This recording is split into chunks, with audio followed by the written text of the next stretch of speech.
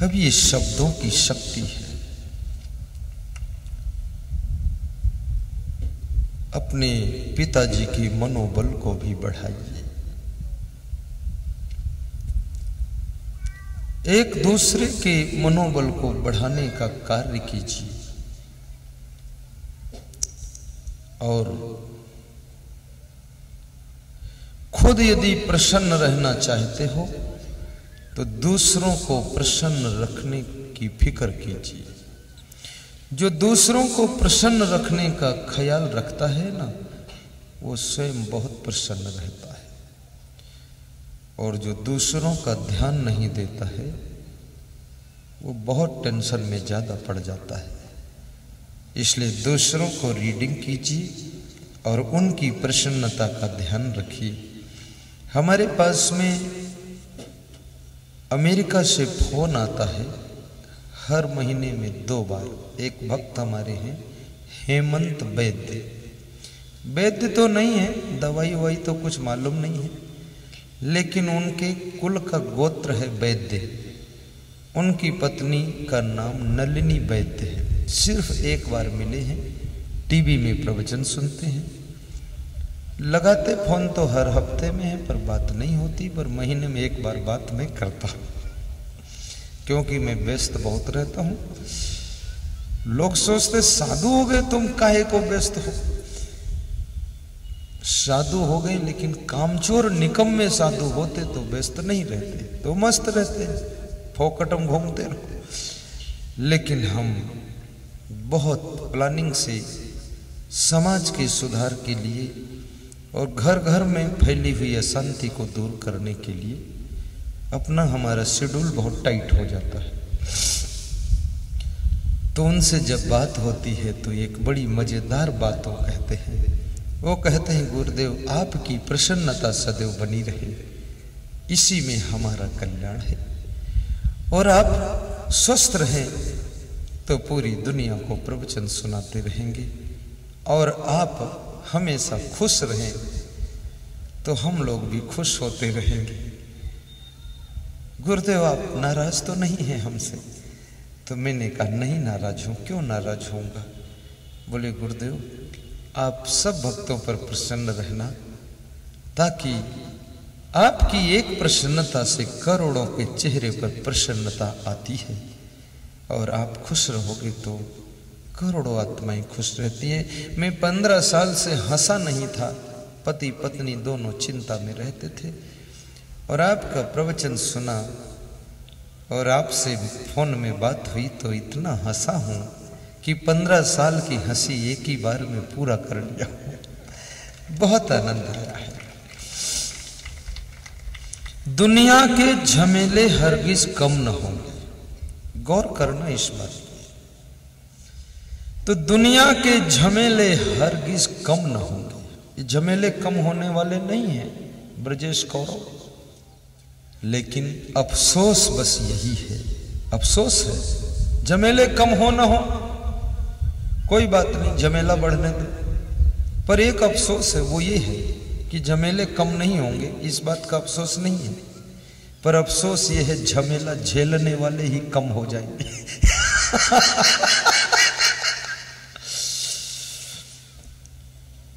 दुनिया के झमेले हरगिज कम न होंगे। अफसोस बस यही है कि एक रोज हम न होंगे, एक रोज हम न होंगे।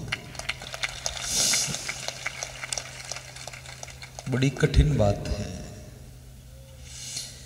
मनुष्य की जिंदगी में जब उसका विवाह होता है ना, उस रोज मेला लगता है।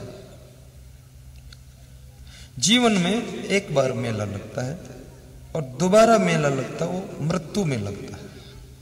जब तुम मर जाते हो तो 200-500 लोग दफन करने जाते हैं, तब मेला लग जाता है। और मरने पर जो दफन करने जाते हैं वे सभी तुम्हारे दोस्त नहीं होते, उसमें दुश्मन भी बहुत होते हैं। अंदर से जलन रखते थे वे जरूर दफन करने में शामिल होते हैं, और वे इसलिए आते हैं कि ठीक से दफन हो जाए, दोबारा जिंदा ना हो जाए। और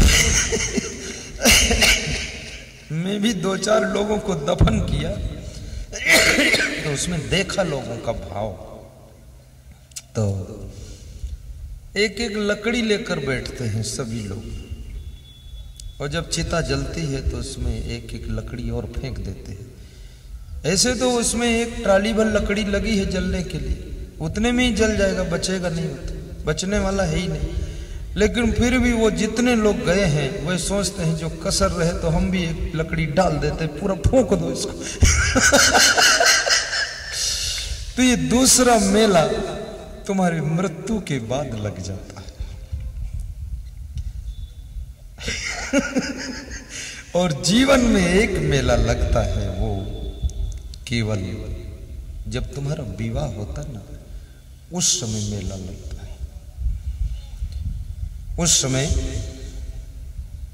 बड़ा धूमधाम के साथ ढोल बाजी, बैंड बाजी, पटाखे, नाच कूद, सब कुछ बड़ा आनंद रस आता, वो मेला लगता है। लेकिन अब जो बीच का और समय बचा उसमें क्या लगता है? विवाह के समय मेला और मृत्यु के बाद मेला, तो बीच में जो जिंदगी शेष बची उसमें क्या लगता है? उसमें मेला ठेला नहीं लगता, उसमें सब झमेला लगता है। और वो झमेला झेलते झेलते झेलते झेलते तुम्हारी जिंदगी की शाम हो जाती है, तुम बूढ़े हो जाते, जर्जर हो जाते, कमजोर हो जाते। कितने लोग बिना बुढ़ापे के ही जवानी में ही बूढ़े हो जाते हैं। मैं धुलिया में गया, एक गुरुद्वारे में ठहरा, तो उस गुरुद्वारे के ज्ञानी जी मेरा प्रवचन टीवी में सुनते थे। तो वे कहते थे ये संत को मिलने जाऊंगा जरूर, ये चाहे जहां मिले इसको मिलूंगा, सरदार ज्ञानी जी। तो मैं उनके गुरुद्वारा ही पहुंच गया। 3 दिन ठहरने का प्रोग्राम वहीं बना, भक्तों ने बना दिया कि अच्छी जगह यहीं ठहरा। तो मुझे देखकर वे बड़े खुश हुए। तो उन्होंने कहा मैं आपको मिलने के लिए नेपाल बॉर्डर आने वाला था। तो मैंने कहा क्यों? बोले आप जब प्रवचन में टीवी में हंसते हो वो आनंद आता है, तो मैं सोचता था इनको जरूर मिलूंगा, ये महात्मा बड़ा मस्त मौला लग रहा है। तो मैंने कहा न घर गाड़ी न धन गाड़ा, और न घर भैंस न चुकरे पाड़ा, और न घर तिरिया न बालक रोए, और परा धुरंधर निर्भय सोए। कुछ लफड़ा है ही नहीं, बड़ा आनंद है। तो मैंने उनसे कहा कि ज्ञानी जी आप बूढ़े जैसे दिख रहे हैं। तो उन्होंने कहा कि बूढ़े जैसे दिख नहीं रहे, बूढ़े हो ही गए हैं। तो मैंने कहा उम्र क्या है? बोले 46 वर्ष। तो मैंने कहा ज्ञानी जी उम्र तो मेरी भी 46 वर्ष है, तो आप इतनी उम्र में 46 में कोई बूढ़ा थोड़े होता, जवान होता।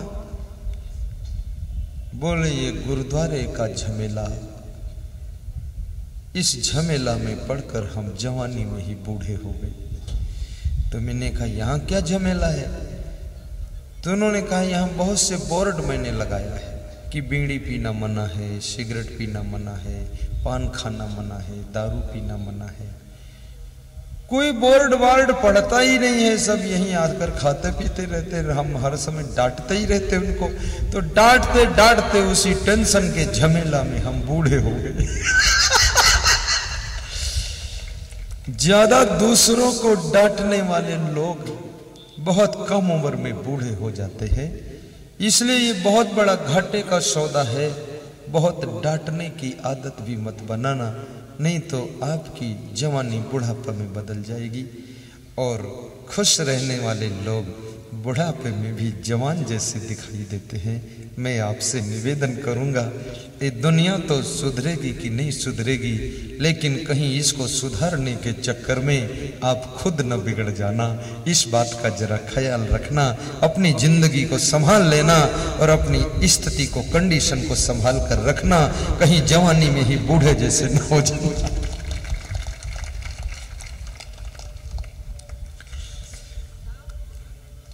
अरे मन ये 2 दिन का मेला रहेगा, न कायम जगत का झमेला रहेगा। गाइए, साथ में गाइए और हल्की ताली बजाइए और मंद मंद मुस्कुराइए और गाइए।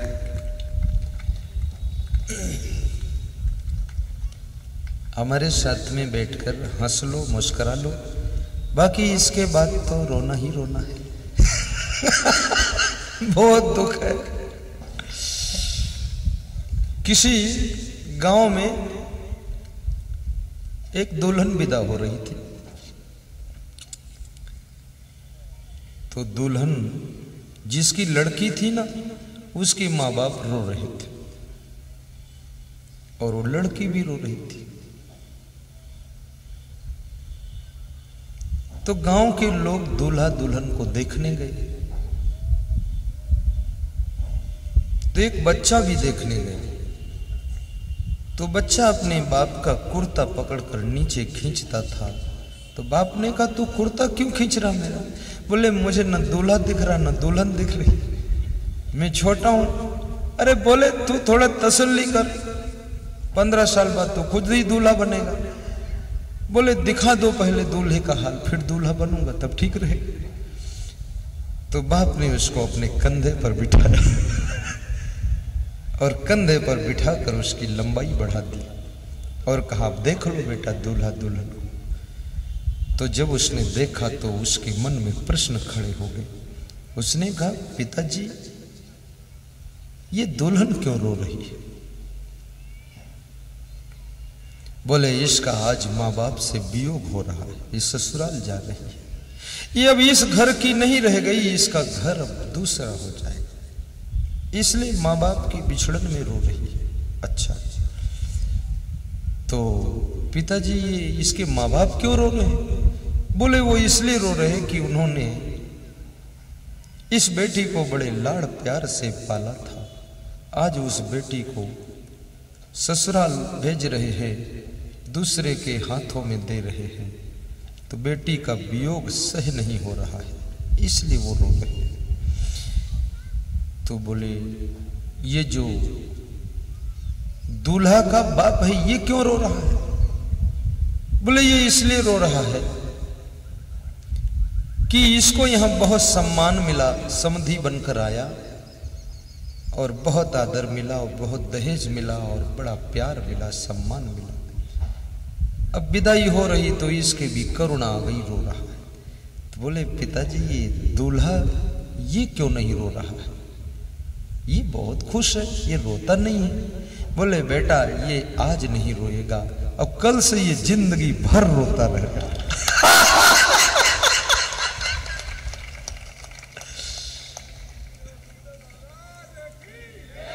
कल से इसकी पारी स्टार्ट हो जाएगी रोने की। अरे मन ये 2 दिन का मेला रहेगा, न कायम जगत का झमेला रहेगा। गाइए, मधुर मधुर गाइए बाबा।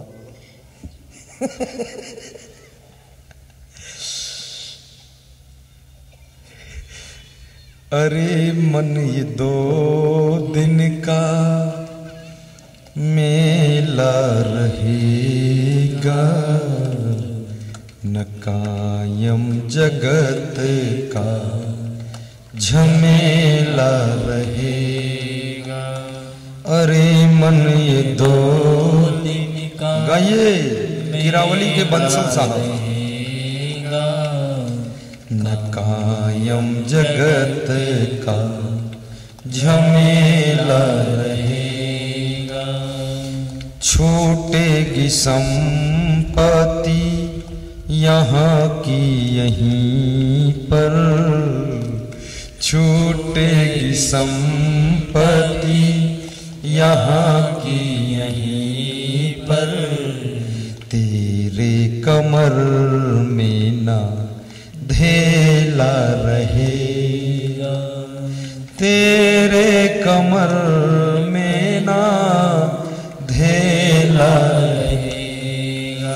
आदमी से कहो कुछ दान करो, कहता नहीं कर सकता हूं, और जब मरता है तो पूरी संपत्ति छोड़कर चला जाता है। तब उसे ये पता भी नहीं है कि जिस संपत्ति को तूने पुण्य करके पाप करके ऐसे कैसे जैसे तैसे कमाया था, वो जो शेष लोग बचे हुए न जाने कैसे खर्च करेंगे।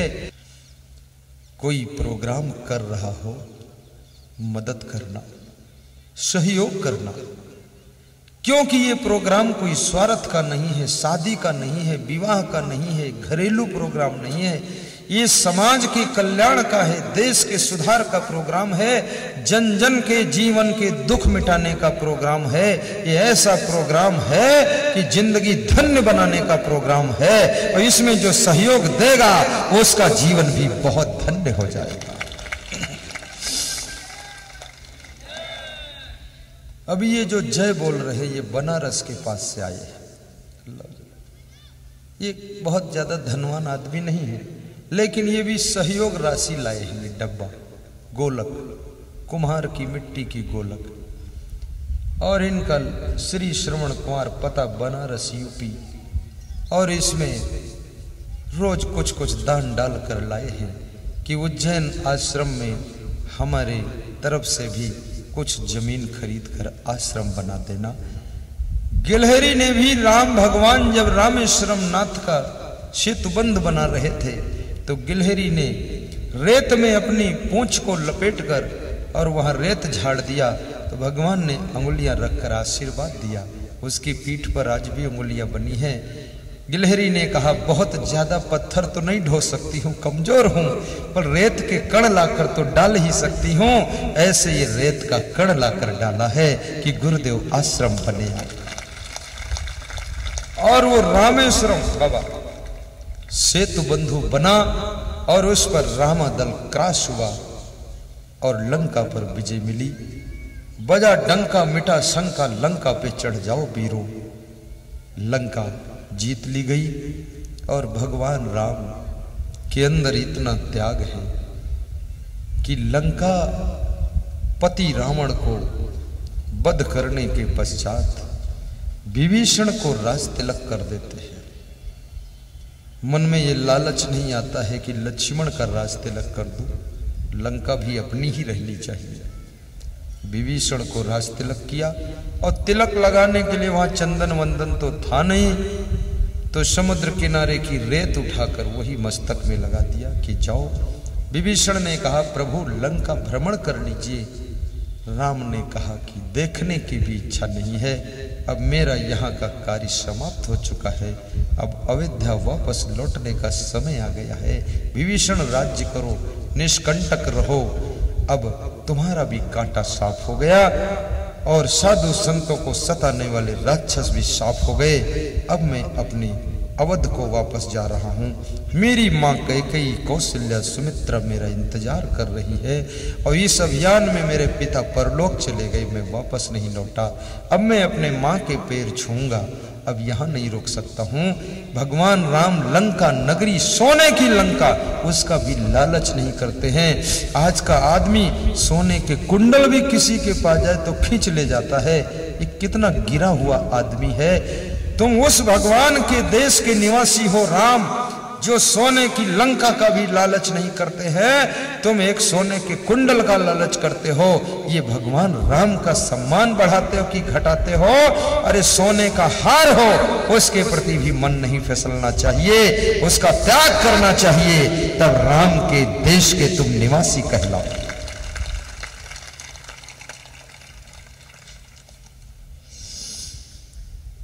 और जिनमें त्याग होता है वही भगवान बनते हैं, वही महान बनते हैं।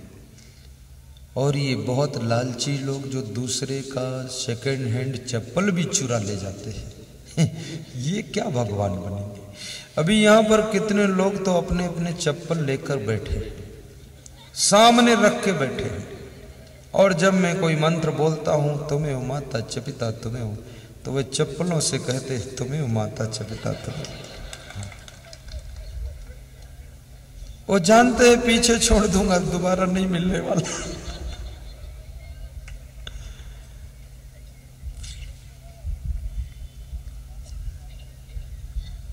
किसी का सामान कभी लालच न करना। तुम्हारे भाग्य के पात्र में जितना है वो सब मिलेगा, और अपने भाग्य के पात्र को अगर बड़ा करना चाहते हो तो कृपया दानी बनिए, आप दानवीर बनिए। कृपया उसको बड़ा करना चाहते हो पवित्र चरित्र बनाइए, और बड़ा करना चाहते हो त्याग अंदर भरिए। आपका पात्र बहुत बड़ा हो जाएगा। इस दुनिया की स्थिति यह है कि जितना यहां त्याग करते हो उससे ज्यादा तुमको मिलने लग जाता है, और यहां जितना ज्यादा इस माया को पकड़ने की कोशिश करते हो उतना ये माया आपके हाथ से खिसकने लग जाती है।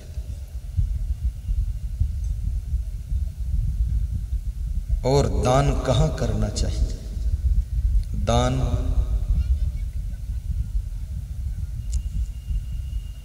कोई बहुत बीमार है, इलाज कराने के पैसे नहीं हैं,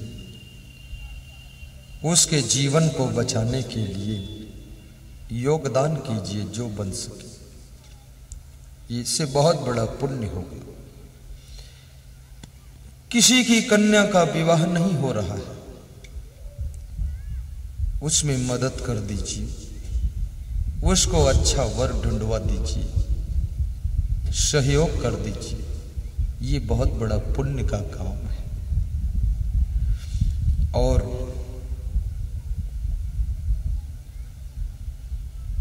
बूढ़ी जर्जर भटकती हुई गौ माता की सेवा के लिए दान दीजिए, इससे प्रबल भाग्य उदय होता है।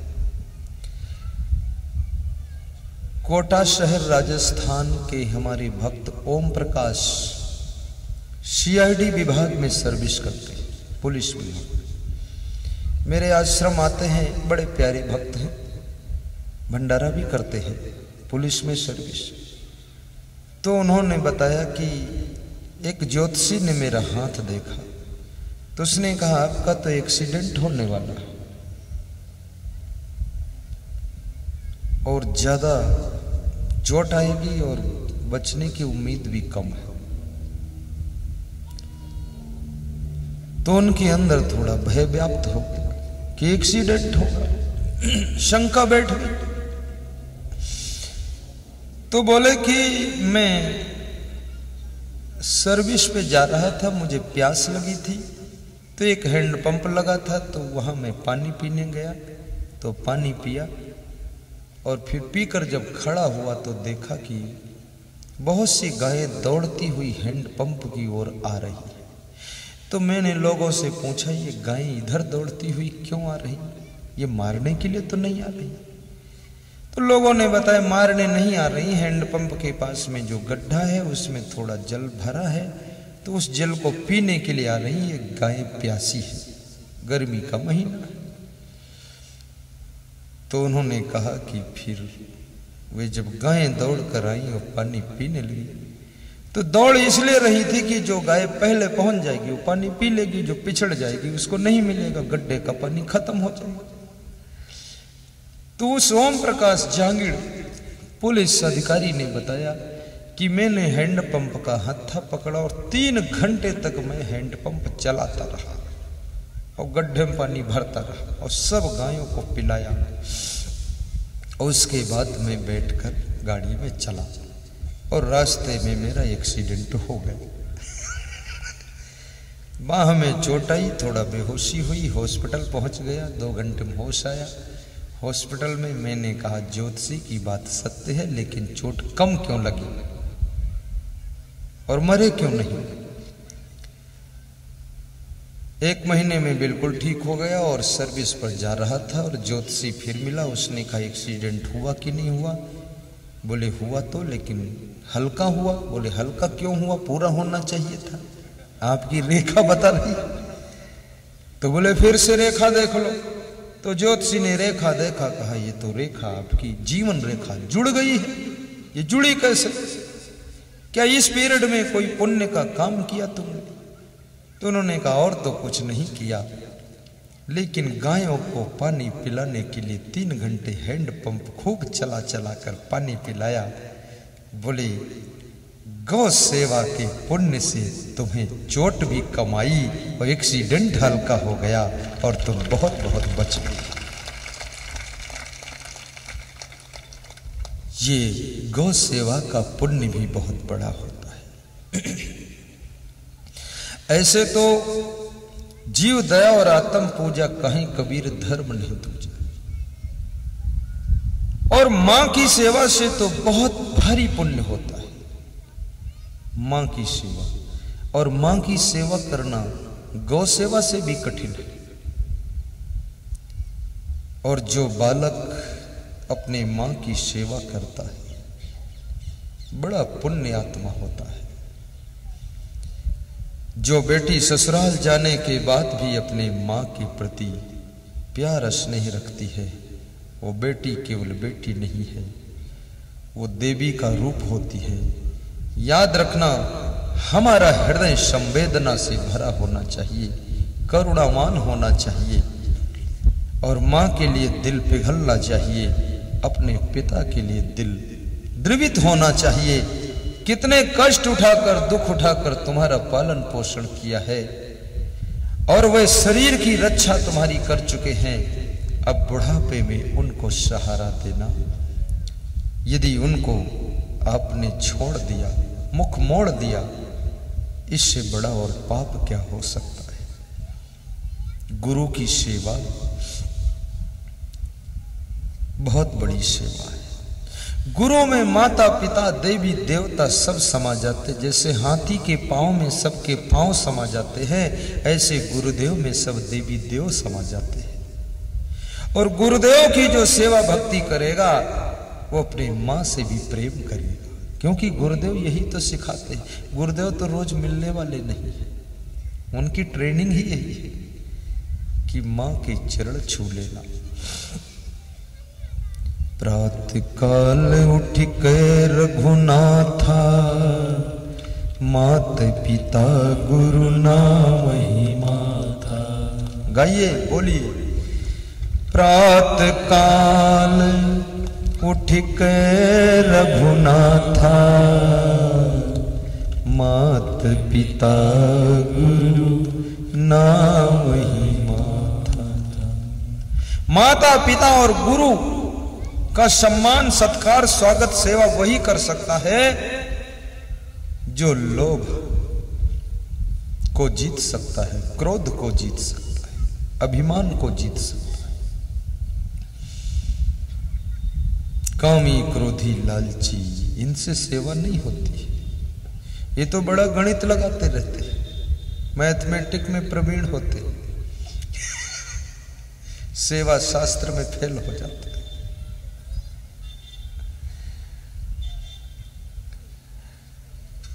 अपने पिता के जब पैर छूना तो एक शब्द ये कहना कि पिताजी,